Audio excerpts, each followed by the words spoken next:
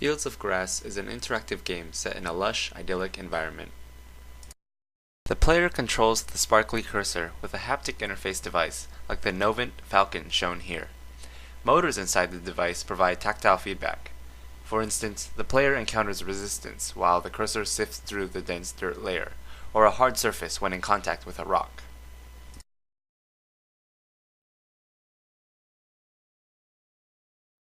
Among the rocks scattered throughout the field are magical rocks. A magical rock will emit a shockwave of sparks and play a note when hit, like this. The goal of the game is to hit all the magical rocks in the correct order, from the lowest pitch note to the highest pitch. A quicker time yields a higher score. Now I'll go into more detail about the graphical elements of the game.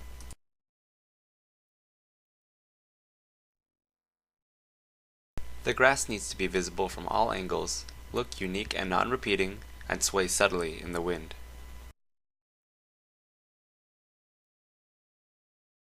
I tackle the first challenge by arranging the grass into clusters consisting of 3 intersecting quads. I randomly generate a field of these clusters and sort them back to front prior to rendering. To give each quad a unique look, I randomly sample the texture from a texture atlas. Note the large number of textures I can get from just one texture file. Lastly, I pass in the current frame counter to the grass vertex shader and shift each vertex using simple trigonometry functions, given the frame and some of the vertex's properties. Note that only the top vertices of each quad should be moved, so the grass still appears to be rooted to the ground. The end result is a convincing grassy field.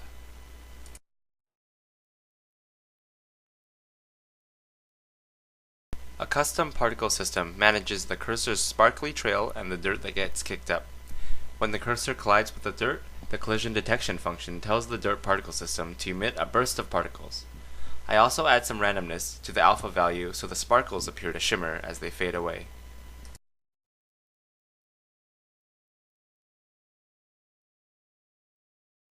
The background is a skybox, or a cube with each face rendered with the appropriate skybox texture.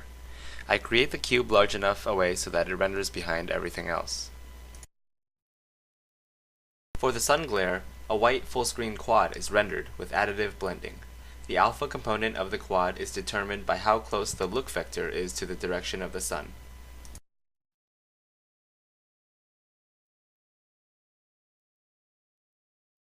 To achieve the bloom effect, also known as full screen glow, I first save the contents of the screen to a texture.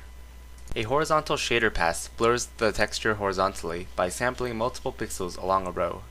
I render the result to a full screen quad and apply a second vertical shader pass, which similarly blurs the texture vertically. The end result is a Gaussian blurred image, which is then rendered over the original image with additive blending at a low alpha to give a soft, subtle glow.